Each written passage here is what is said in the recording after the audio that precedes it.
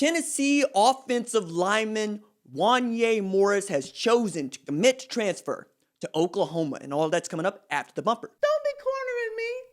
Hold up. Time. You gotta help me with that corner shit.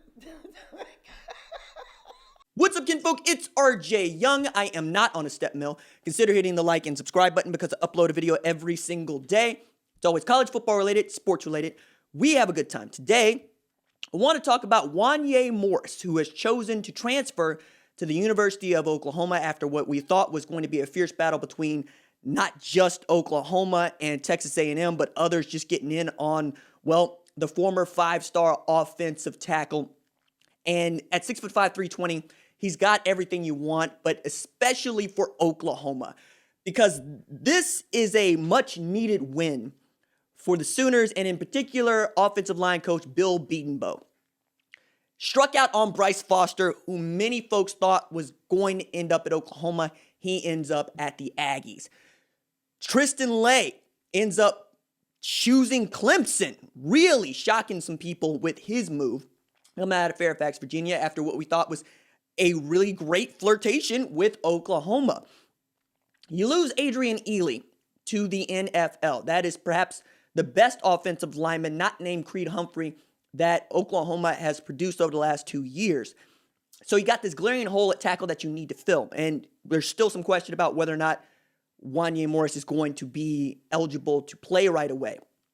But you got Chris Murray transferred in last year from UCLA. He was made eligible a little bit late. He got on the field. So now you could end up with Wanya Morris, Chris Murray, Anton Harrison, Andrew Rain, and then we'll see. You still have Bray Walker, who is also a former five-star at the position and one of my favorite athletes on that offensive line. Tremendous specimen for him. And you're also talking about a dude that's got over 1,000 snaps at tackle in Morris and 19 starts at Tennessee. And this is insult to injury for the University of Tennessee. I have more to say about Jeremy Pruitt later this evening in the 6 o'clock upload, 6 p.m. Central Standard Time, and what that coaching position is looking for. But Wanya Morris goes into the portal, and like many talented dudes at Tennessee, is looking for a new place to play ball. And I think at Oklahoma, you picked the right spot for him because Bedenbaugh has produced great offensive linemen after great offensive linemen after great offensive linemen. And you're going to have plenty of opportunities to play against quality opponents and in some really big games at Oklahoma. This would have been interesting if he had picked the Aggies because it would have been not just a successive defeat, but also there's Kenyon Green, who's turned out to be a monster, who was briefly interested in Oklahoma, but has ended up having an outstanding career at Ampersand U.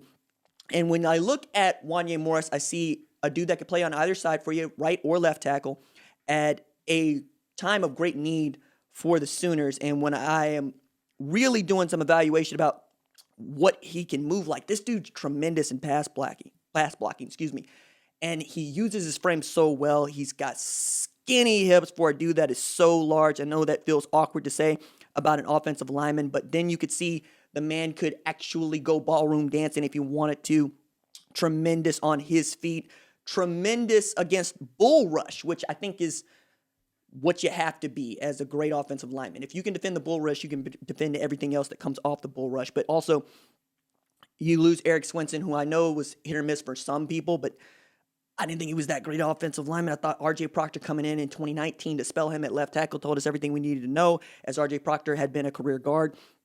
But you also have valuable experience to a room that features guys like Aaron Parks and Noah Nelson. Noah Nelson, who's every bit of 6'8", pushing 340. Like, you got dudes there. And for 247, this was the number 6 offensive tackle in the 2019 class. And at the time, chose Tennessee over Alabama, Clemson, Georgia, and Oklahoma. Charles Power likened him to Denver Broncos offensive lineman and first-round draft pick Jawan James. His full evaluation is tall and long and limber and has great large wingspan. Excuse me, let's try that again. Tall, long-limbed with a large wingspan. Already holds necessary bulk on his frame with little bad weight. Test as one of the better athletes among offensive linemen in the 2019 cycle.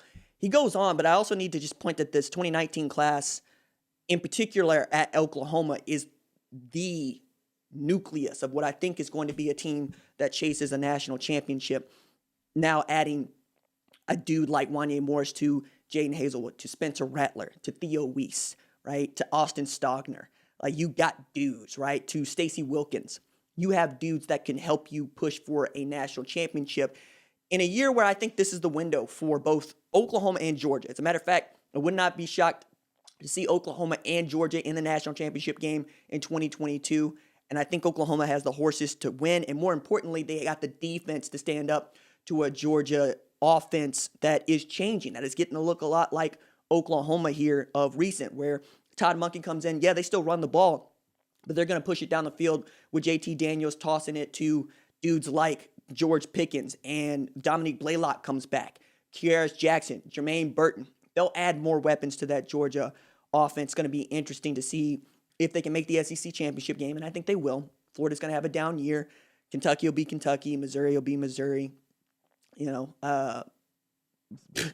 Vanderbilt will be Vanderbilt.